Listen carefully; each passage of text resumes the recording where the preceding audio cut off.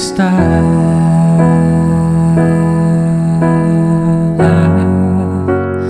junto aos teus pés,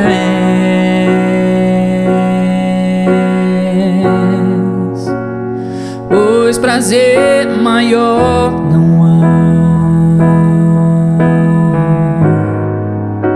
que me render e te adorar.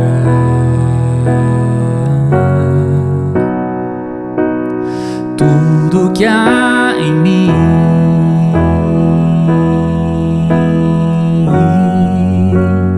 quero te ofertar,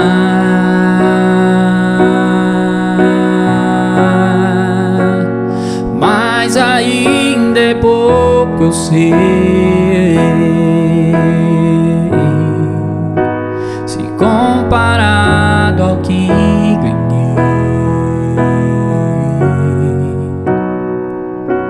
Não sou apenas servo, teu amigo me tornei.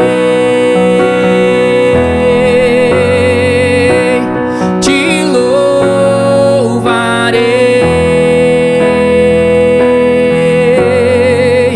não importam as circunstâncias,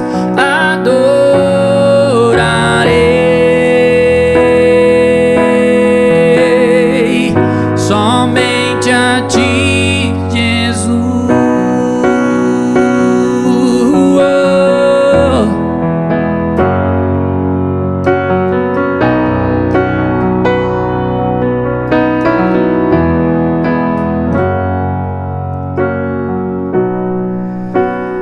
Perto quero estar,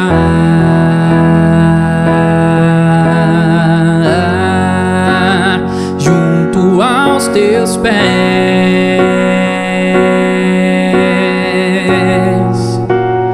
pois prazer maior não há que me render e te adorar.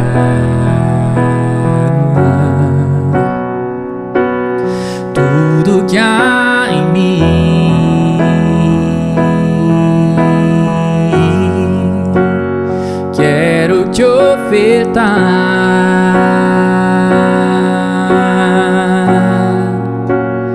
mas ainda é pouco, eu sei, se comparado ao que ganhei. Não sou apenas servo, teu amigo me tornei.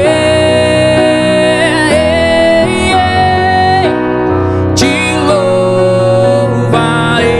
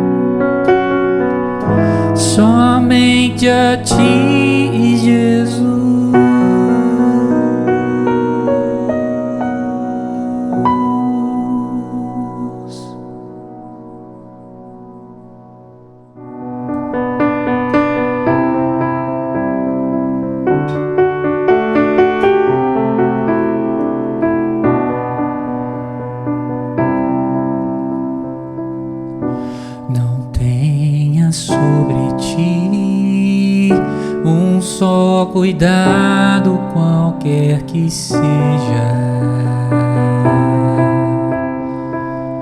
pois somente seria muito para ti. É meu, somente meu, todo o trabalho, e o teu trabalho é descansar em mim.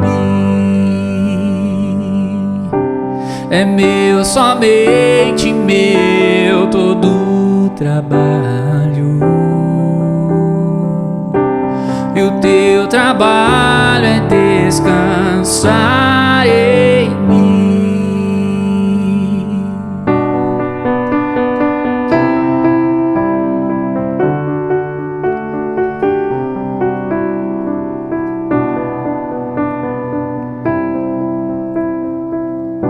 Não temas quando enfim tiveres que tomar decisão. Entrega tudo a mim, confia de todo o coração. É meu, somente meu, todo o trabalho, e o teu trabalho é descansar em mim. É meu, somente meu, todo o trabalho, e o teu trabalho é descansar em mim. É meu, somente meu, todo o trabalho, e o teu trabalho é descansar em mim. Aleluia.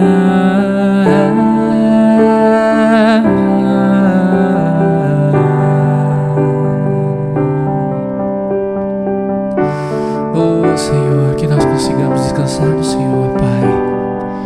Nos leva, Senhor, a ter mais confiança, a ter mais fé, Deus. Que nesse momento o Senhor consiga, que nesse momento o Senhor possa colocar sua mão de poder sobre as nossas vidas, Pai, e nos guiar, Pai. Nos ajuda, Deus, com a nossa fé, Deus.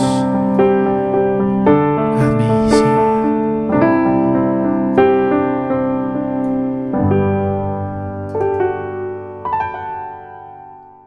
Olá, graça e paz, meus irmãos. Eu sou o pastor Daniel, pastor da Segunda Igreja Batista de Jacupiranga. E para você que está nos acompanhando, aí esse é o nosso segundo culto totalmente online. Esse segundo culto que nós estamos fazendo nesse período, nesse momento de quarentena, de isolamento social que estamos vivendo.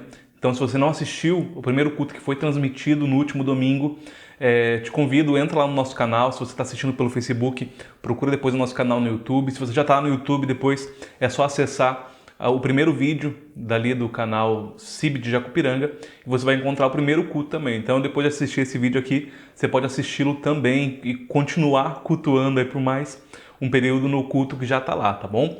Se você está assistindo esse vídeo no dia em que ele foi lançado, hoje é domingo, dia 29 de março, e nessa semana saiu um novo posicionamento do nosso presidente Bolsonaro, e nesse novo posicionamento, nesse decreto, era dito ali da liberação para que as igrejas voltassem a se reunir, voltassem a realizar os seus cultos, usando ainda dos recursos como meios de segurança, como afastamento de 1,5 metro por pessoa, o uso do álcool em gel, o evitar pessoas de risco nesses cultos, mas nós entendemos, juntamente com a diretoria da igreja, em conversa com os irmãos ali num grupo de WhatsApp, nós entendemos que ainda não era a hora para a gente, para a CIB voltar. Por causa da nossa realidade muito particular, com bastante idosos, bastante irmãos que compõem um grupo de risco, ou no mínimo que convivem diretamente com essas pessoas, nós entendemos que não era o momento ainda. Nós esperamos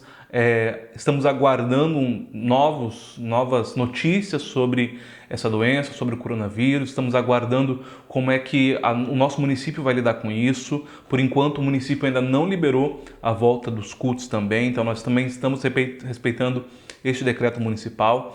Então, irmãos sibianos, você que pretende estar conosco, pretende nos visitar, acompanhe as nossas notícias, nosso posicionamento também nas redes sociais, tá bom? O nosso Instagram, nosso Facebook, que vai estar aparecendo aqui na descrição desse vídeo, para que você saiba quando nós iremos voltar, tá bom? Nós estamos conversando, estamos acompanhando tudo, fiquem tranquilos, será um culto maravilhoso, o culto quando nós pudermos voltar, pudermos nos encontrar, vai ser uma delícia, mas não vai ser agora, não vai ser esse final de semana, então aguarde, acompanhe as notícias, nós estamos conversando, estamos nos falando, estamos pensando com carinho em todas as possibilidades, pesando todos os prós e os contras, tá bom? Até lá, nós seguiremos por aqui. Aos domingos e quartas-feiras, você sempre vai ter aí uma palavra, um devocional, um culto, para você celebrar na sua casa também.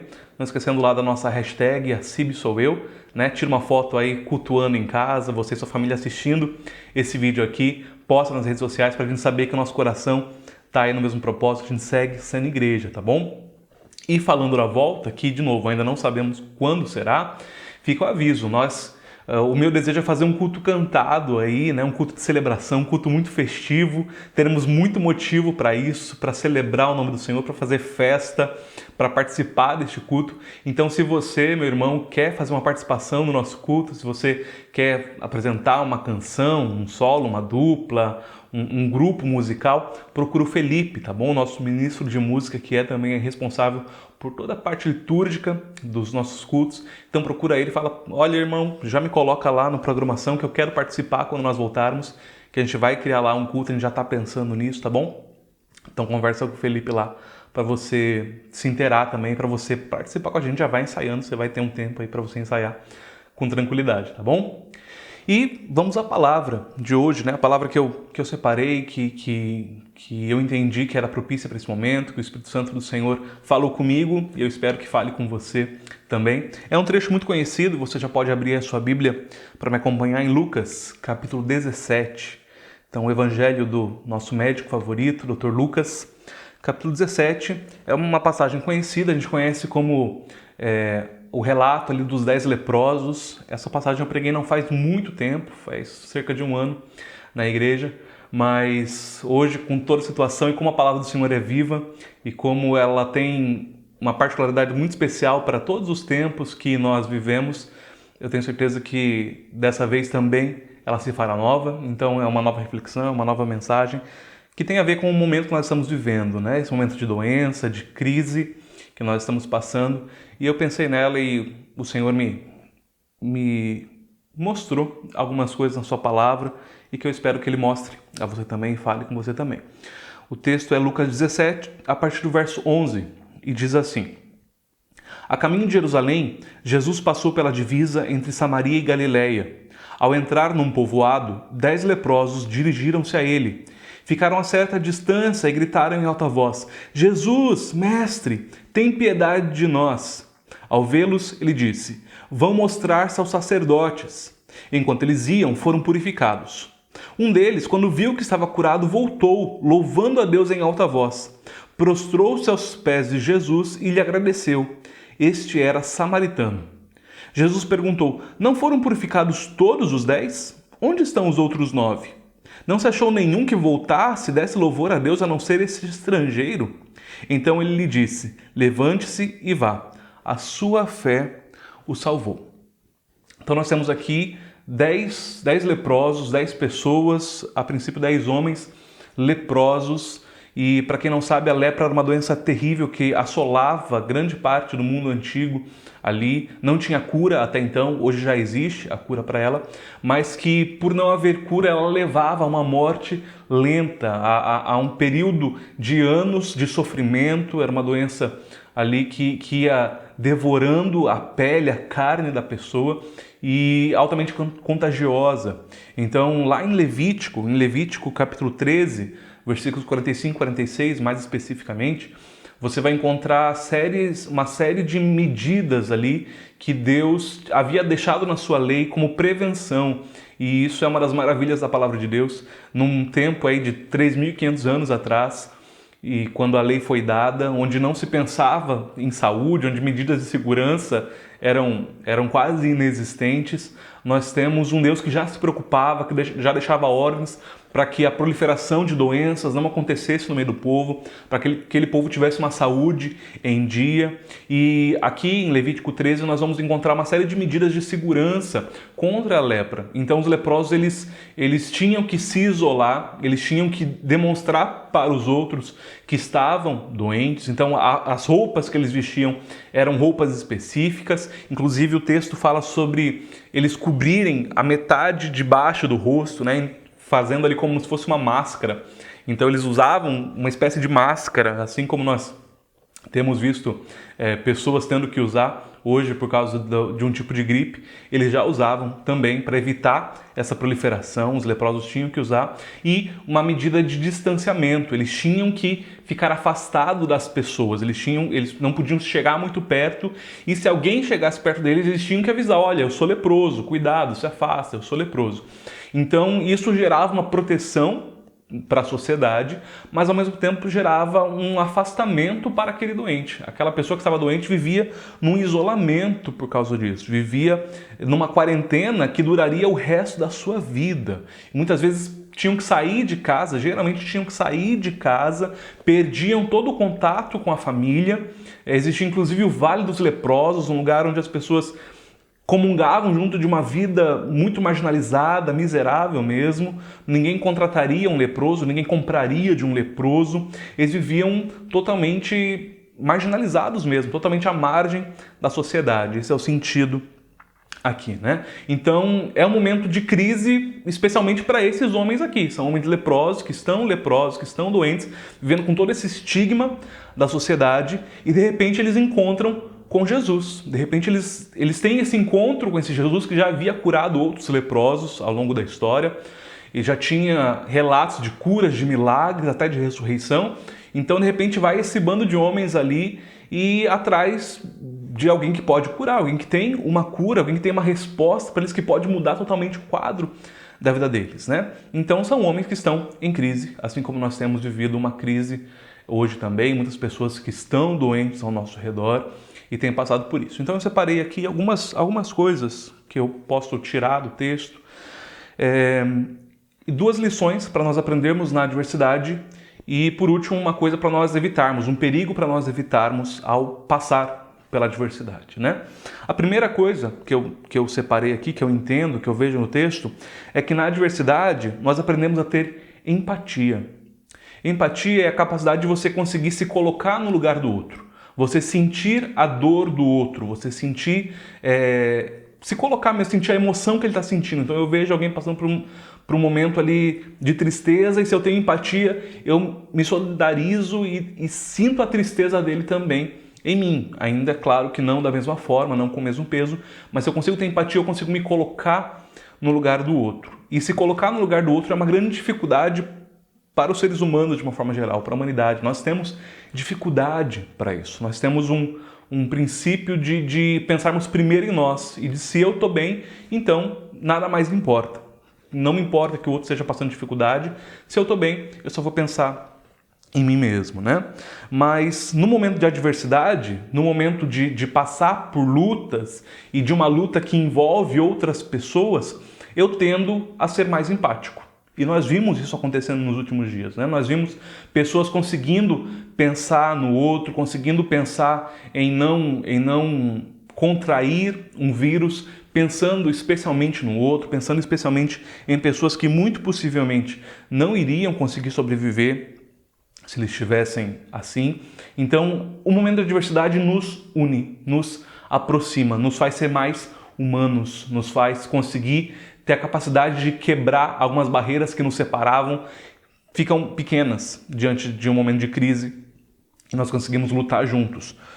Como é que eu vejo isso no texto? Pelo fato de que nós temos aqui samaritanos. O texto vai dizer que nós temos pelo menos um dos 10, pelo menos, talvez houvesse mais, mas pelo menos um deles é um samaritano. é alguém que não faz parte do grupo de judeus, é da Samaria.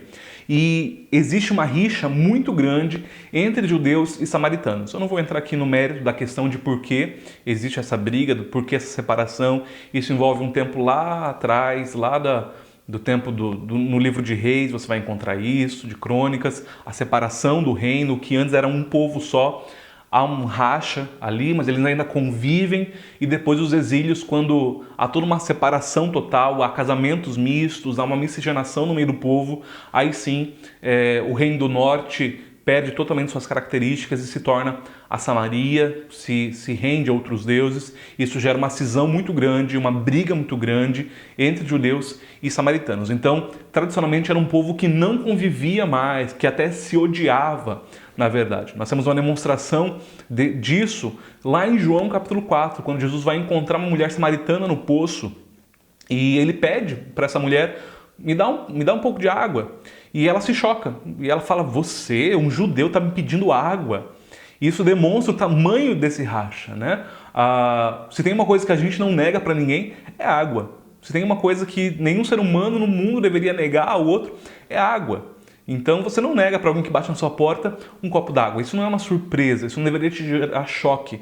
Mas a cisão ali é tão grande que um judeu nem água pede para um samaritano. E essa mulher se assusta quando ela ouve Jesus pedindo água. Ela fala, você, um judeu, está pedindo água para mim? O que deveria ser muito, muito simples, gera um espanto para ela. Porque judeu e samaritano não convivem nem que seja para pedir água. Mas aqui nós temos um grupo de 10 homens passando por uma situação adversa, danada, doença terrível, e essa cisão judeu e samaritano agora não importa mais nada. Porque agora não importa se eu sou judeu e você é um samaritano ou vice-versa. O que importa é que nós somos leprosos e nós precisamos nos ajudar. Nós precisamos passar por essa adversidade juntos. Nós precisamos nos alimentar juntos. Nós precisamos aprender a conviver. Por quê? Porque a situação está muito difícil. Porque nós perdemos a família. Porque nós perdemos o convívio com a sociedade. E essas coisinhas já não importam mais nada. Infelizmente, nós só aprendemos empatia ou quase exclusivamente no momento de adversidade. E principalmente para nós cristãos, não deveria ser assim. Não deveria ser assim para ninguém, mas muito mais para mim e para você. Porque a cruz de Cristo deveria me lembrar de o quão terrível eu sou. A cruz de Cristo deveria ser aquilo que quebra todos os outros muros de separação. Já não importa mais quem vota em quem é de um estado ou outro, quem pensa assim ou diferente de mim. Não, nós somos cristãos. Aquela cruz aponta para o fato de que todos nós éramos leprosos na nossa alma. No domingo passado, na última mensagem, eu falei sobre isso. Todos nós somos pecadores, todos nós temos uma doença terrível do pecado. E se não for a cruz de Cristo, eu sou totalmente perdido.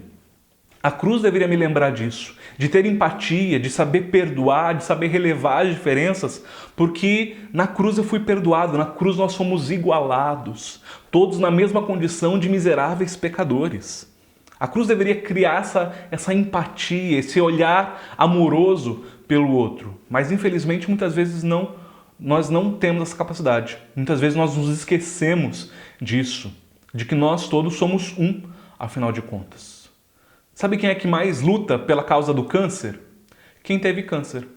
Quem teve alguém na família que teve câncer, que perdeu um querido seu por causa do câncer. Geralmente essas são as pessoas que mais doam para pesquisas sobre o câncer, que mais se importam pela causa de pessoas com câncer. Geralmente quem mais milita pelos direitos de pessoas autistas são pais, são parentes de pessoas autistas. Pessoas que têm na família, que sentiram na pele isso e agora conseguem saber que a dor daquela família também dói em mim. Também aquela dor que ele sente, eu vou lutar para que isso não aconteça mais. Porque daí nós aprendemos. Por quê? Porque a diversidade nos iguala. A diversidade, ela nos igualou. Mas cristãos, falando para você que já passou pela cruz, ou para você que quer, entende que Cristo é para você, que quer abraçar essa nova vida, nós não precisamos passar pela dificuldade para aprendermos. Nós não precisaríamos passar por isso. Basta eu conseguir me colocar no lugar do outro. Será que nós vamos ter que esperar uma crise no nosso casamento para a gente parar de criticar o casamento do outro? Será que a gente só vai parar de falar mal da criação dos filhos do meu próximo, do meu vizinho, quando os meus próprios filhos se rebelarem? Será que a gente precisa disso mesmo? Será que a misericórdia que Deus operou em mim não é suficiente para eu ter misericórdia do outro? Misericórdia no meu modo de falar, misericórdia no meu abraçar, no meu cuidado, no meu olhar por essa outra pessoa? Hebreus capítulo 4, versículo 15, vai dizer: pois não temos um sumo sacerdote que não possa compadecer-se das nossas fraquezas, mas sim alguém que, como nós, passou por todo tipo de tentação, porém sem pecado. Assim sendo, aproximemo-nos do trono da graça com toda a confiança, a fim de recebermos misericórdia e encontrarmos graça que nos ajude no momento da necessidade. Se colocar no lugar do outro foi exatamente o que Deus fez. Nós não temos um Deus que não se compadece de nós. Nós não temos um Deus que não consegue ter empatia pelas nossas mazelas, pelas nossas dificuldades. Por quê? Porque Ele sabe, Ele passou por isso também. Ele também viveu nesse mundo, foi tentado em tudo, porém sem pecado. A única pessoa, o único que caminhou por aqui, o Deus encarnado, que foi tentado em todas as coisas, porém nunca pecou. Mas viveu nesse mundo triste, nesse mundo rodeado por dificuldades e sabe o que é isso. Consegue se colocar no seu lugar, consegue cuidar de você com esse olhar amoroso. E se nós somos cristãos, se nós somos cópias de Cristo Jesus, nós também precisamos saber fazer isso, saber se colocar no lugar do outro. A mensagem da cruz, ela aponta para isso. Em primeiro lugar, a minha salvação, mas a salvação de alguém que não merecia ela, que não merecia essa salvação, que merecia o inferno, que merecia a condenação, mas fui salvo, alcancei misericórdia por parte de Deus. E agora preciso também ter empatia e sentir a misericórdia pela vida do outro também. Essa é a primeira coisa que eu percebo nesse texto aqui. Na diversidade nós somos igualados. Todos nós passamos pela mesma coisa, todos nós estamos no mesmo barco. É isso que esses 10 leprosos estavam vivendo. A segunda coisa muito importante que nós aprendemos no momento de crise é que nós percebemos que as coisas não funcionam do nosso jeito. As coisas vão funcionar e tem que funcionar do jeito de Deus. Imagina, se coloca agora no lugar desse grupo misto ali de pessoas, de leprosos, e eles ouvem falar de Jesus. Eles ouvem de um homem, um mestre, que é capaz de curar, que já fez isso antes, e de repente o coração deles se enche de alegria, ele está passando aqui na região, entre Samaria e Galileia, e ele pode fazer alguma coisa pela gente, vamos atrás deles com o coração queimando, uma possibilidade de cura que até então não existia. E eles vão até eles, e o versículo 12, que nós lemos de Lucas 17, vai dizer: ficaram a certa distância, ou seja, respeitaram essa barreira ali que tinha de existir, ficaram a certa distância e gritaram em alta voz: Jesus, mestre, tem piedade de nós. Então eles vão, eles clamam a Jesus, eles ficam de longe, gritam, pedem um socorro, e o que é que Jesus faz? Jesus poderia ter dito: não, venham aqui, como ele já disse em outros momentos, né? Venham a mim, você que estão cansados. Se tinha alguém que estava cansado dessa vida, eram esses homens. Venha a mim, você que está sobrecarregado, vem, pode tocar, pode pegar. Talvez eles tinham essa expectativa de que Jesus ia falar para eles: olha, vem cá, se aproxima, chega mais perto. Tocar nas suas feridas, restaurar a vida deles dessa forma. Mas ao invés disso, o que Jesus vai dizer no verso 14 é algo que quebra uma expectativa, é um balde de água fria. Ao vê-los, Jesus disse: vão mostrar-se aos sacerdotes. Então talvez fosse totalmente o contrário do que eles esperavam. Se eles esperavam Jesus que ia dizer: vem cá, eu vou encostar em vocês, eu vou abraçar vocês, o que Jesus diz é: vão. Não precisa nem chegar perto, vão para lá, vão até os sacerdotes, procura o sacerdote e se apresenta para eles. Não precisa chegar até mim. Isso é um balde de água fria, isso quebra as pernas. Quem sabe eles tinham ouvido o relato lá de Marcos 1, talvez eles ficaram sabendo. Lá em Marcos nós temos um outro leproso sendo curado por Jesus, agora um só. No versículo 40 vai dizer assim: um leproso aproximou-se dele e suplicou-lhe de joelhos: se quiseres, podes purificar-me. Cheio de compaixão, Jesus estendeu a mão, tocou nele e disse: quero, seja purificado. Perceba que Jesus toca no leproso antes de curá-lo. Jesus tocou num homem leproso e falou: eu quero, seja curado. E a partir daquele momento, a cura. Mas quando Jesus toca, ele ainda é um leproso. Tocar num leproso era algo terrível, era algo impensável. Era algo que iria contaminar a pessoa. Aquela pessoa estaria cerimonialmente impura. Mas com Jesus, não existe um padrão. Com Jesus, ele quebra as regras e ele faz do jeito que ele quiser, porque ele é Deus. Em qualquer outra pessoa que tocasse um leproso, aquela pessoa ficaria contaminada também. Eu carregaria a mesma contaminação que o leproso carregava. Mas com Jesus as coisas são ao contrário. Jesus toca no leproso e é o leproso que sai curado. Não é Jesus que sai contaminado. Jesus toca, ordena ao morto e é o morto que levanta. Jesus toca no pecador e é o pecador que sai santificado. Olha a maravilha disso, né? Então talvez eles ouviram esse relato desse Jesus que toca leproso, desse Jesus que não se rende a uma regra, e eles vão com essa expectativa de, quem sabe, receber o primeiro abraço depois de tanto tempo.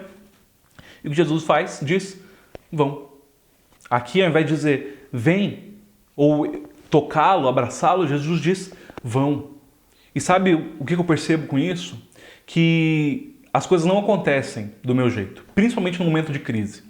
Deus é especialista em quebrar o nosso script. Nós adoramos criar roteiros, nós adoramos imaginar como que vai ser o meu amanhã e o depois e a semana que vem. Possivelmente você começou esse ano imaginando, planejando muita coisa, mas Deus quebra o nosso script.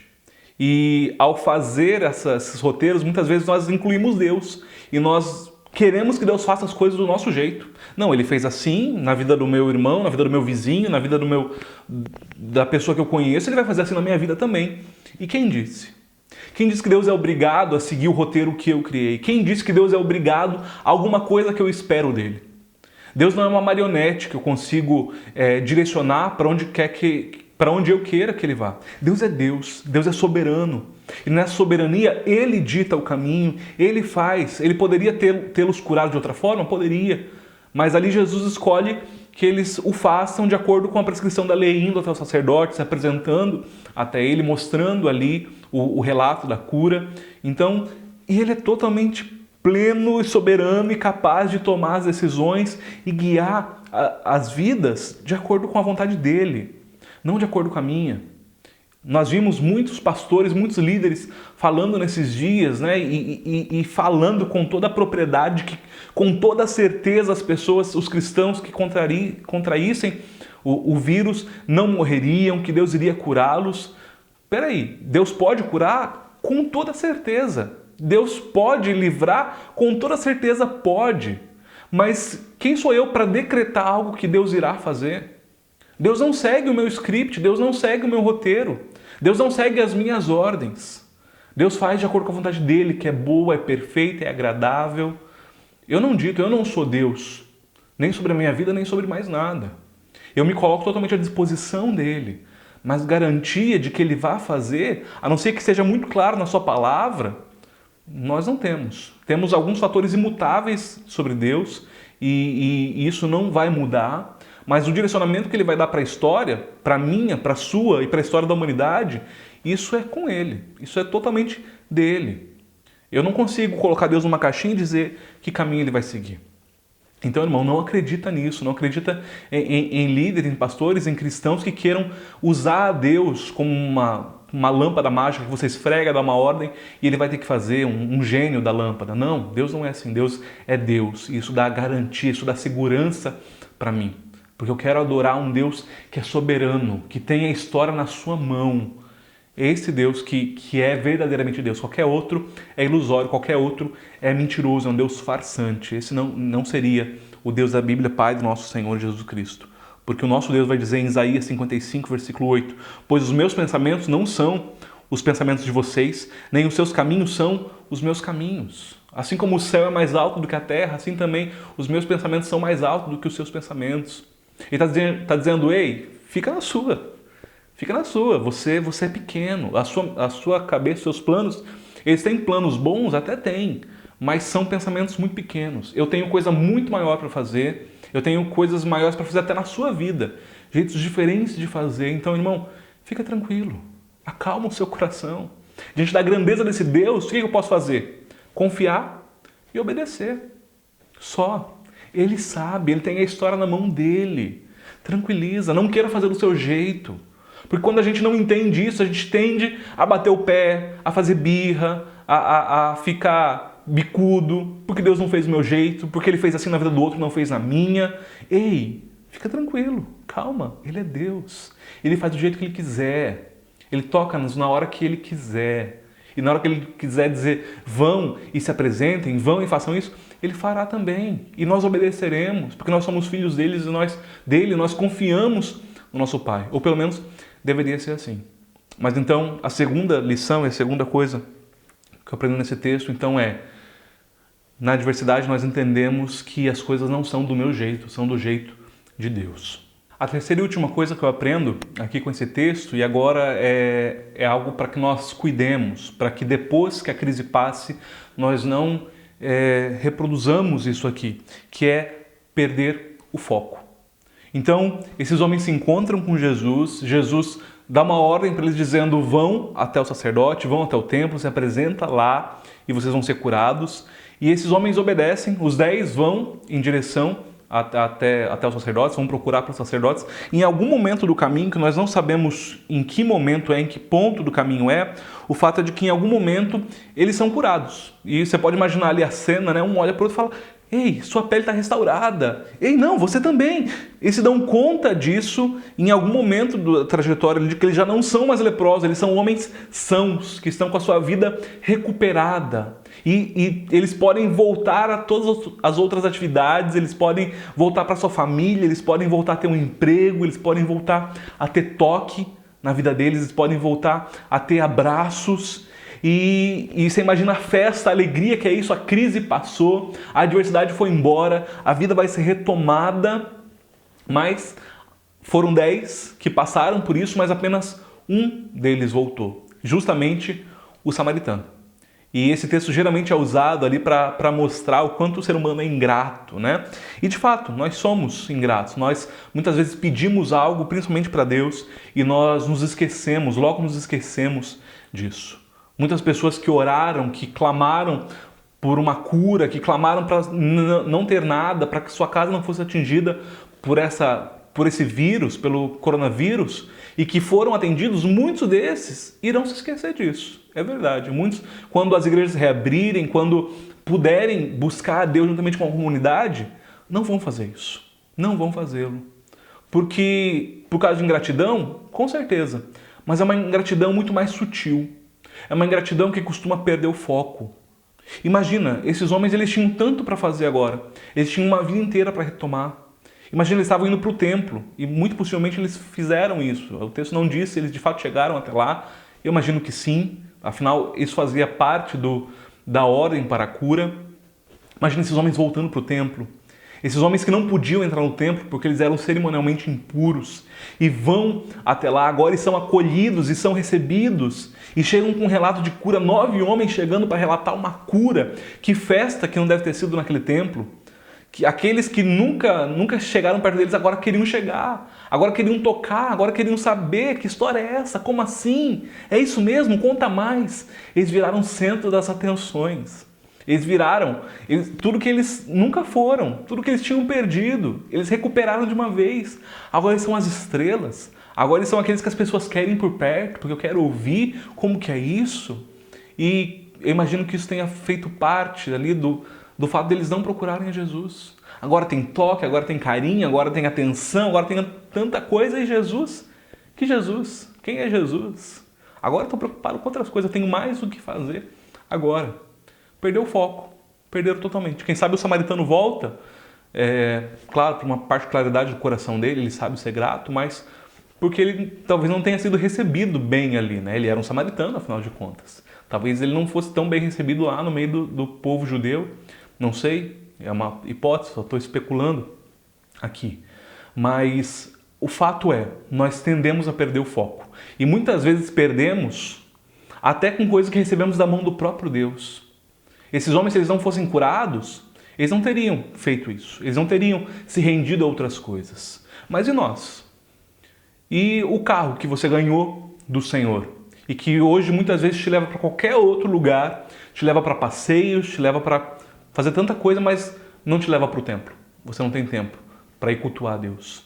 O emprego que você pediu tanto, estava tão difícil não ter um trabalho e de repente o Senhor te deu, abriu uma oportunidade de emprego, mas agora todo o tempo livre, você está cansado demais para fazer alguma coisa para Deus, para usar os seus talentos, os seus dons, e agora tudo é desculpa para você não usá-los, para você não servir ao Senhor por causa de algo que você recebeu na mão de Deus. Se o filho pródigo não tivesse recebido a herança que ele pede do pai, ele nunca tinha ido para longe, ele nunca tinha feito isso. Isso foi um erro de Deus ao usar essas coisas? Não. Jesus errou ao curar aqueles 9 homens? Não. Ele é Deus, ele continua sendo Deus, poderoso, misericordioso, atencioso. Isso só revela a falha do coração humano, a falha do outro lado, nossa falha, de não conseguir sermos gratos e não conseguir manter os nossos olhos fixos naquele que nos deu essas coisas. Muitas vezes procuramos a Deus por causa da sua mão, ao invés de procurar a sua face, de procurar porque eu quero me relacionar com Ele. Eu tenho que buscar a Deus por quem Ele é. Eu tenho que buscar a Deus por aquilo que Ele já fez por mim, em dar o seu Filho na cruz por mim. Não por causa das mãos dele que podem me dar uma cura, que podem me dar bens materiais. Ele pode. E tudo que Ele já me dá, tudo que eu tenho já vem na mão dele. Tiago vai dizer em Tiago 1,17, toda boa dádiva e todo dom perfeito vem do alto, descendo do Pai das luzes, que não muda como sombras inconstantes. Toda boa dádiva, toda coisa boa vem das mãos dele. Eu já recebi dele tantas coisas. Eu não posso me relacionar com Deus com foco nas coisas que Ele dá. Porque se eu fizer isso, assim que eu receber, eu viro as costas para Ele. As luzes daquilo que Ele me deu me roubam a minha atenção. Brilham mais aos meus olhos. Irmão, não perca o foco. Não perca o foco. Quando tudo isso passar, quando tudo isso acabar, não deixe de buscar a Deus como você está buscando agora. Não deixe de se reunir com a sua família para cultuar na sua casa como você está fazendo agora. Não deixe de ter o seu coração queimando por estar junto do povo de Deus na igreja, ouvindo a palavra, comungando, como você tem agora que você não pode fazer isso. Meu irmão, não perca de vista, não perca o foco. Anota se for preciso, escreve se for preciso, mas não perca, não faça isso, não troque o Senhor por aquilo que Ele te dá. O samaritano volta, ele deixa uma festa, ele deixa de ser o centro das atenções, ele deixa tudo isso de lado, porque isso é gostoso, até pode ser, mas é secundário. Ele volta para aquele que foi quem o curou, aquele que é a razão da sua alegria. Ele volta e se lança a Jesus em total rendição, em total entrega, em total gratidão do seu coração. E Jesus está lá esperando, Jesus está esperando por ele. E mais do que receber uma cura física, mais do que receber um milagre, ele ganha algo que nada vai tirar. Ele ganha a salvação. Em resposta a isso, a essa entrega, a essa renúncia de todo o resto para buscar a Jesus de verdade, no versículo 19, Cristo vai dizer para ele, levante-se e vá, a sua fé o salvou. Perceba, é mais do que uma cura, é mais do que um milagre, é salvação. Se render a Cristo em total humilhação, em total entrega de vida, gera salvação. O maior milagre de todos. Porque cura, bens materiais, vida, tudo isso é muito bom, é sim, mas isso passa. Quando nós deixarmos esse mundo aqui, de que vai ter valido isso? De que vai ter valido ganhar uns anos a mais? Nada. Se não tivermos a salvação, tudo isso é perdível. Tudo isso perdeu a importância. Querido, eu não sei, quem sabe você perdeu o foco. Quem sabe você é uma dessas pessoas que, por algo que você já recebeu da mão de Deus, você tem esquecido dele. Eu não sei o que foi, eu não sei o que você tem pedido a Ele, mas quem sabe você recebeu algo e só você e Ele sabe. Mas esse algo te afastou justamente do próprio Deus. Não faça isso. Aproveita esse momento de crise, essa nova situação que a gente está vivendo, volta para Ele. Volta em entrega, volta em rendição, volta e se lança aos pés dEle, pede perdão, fala, Senhor, eu quero de volta. Eu quero me relacionar contigo de novo. Eu quero viver aquela intimidade. Eu quero caminhar contigo, não pelas tuas mãos, mas para contemplar o teu rosto, para te ver, para conviver com o Senhor. E fazendo isso, meu irmão, mais do que bens, mais do que resposta de oração, você vai receber a palavra dele. A tua fé te salvou. A fé no único Deus verdadeiro, na cruz de Cristo. Isso salva, meu irmão, e salva totalmente. Que Deus te abençoe, que o poder dele continue na sua vida, que a paz dele continue na sua casa para todo sempre. Amém. Cobre-me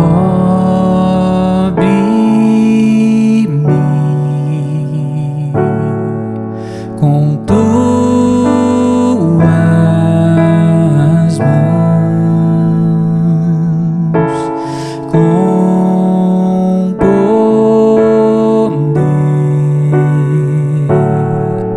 vem me esconder, Senhor. Se o trovão e o mar se erguendo vem sobre a tempestade, eu voarei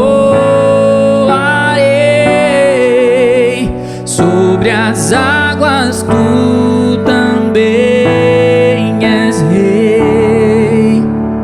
Descansarei, pois sei que és Deus.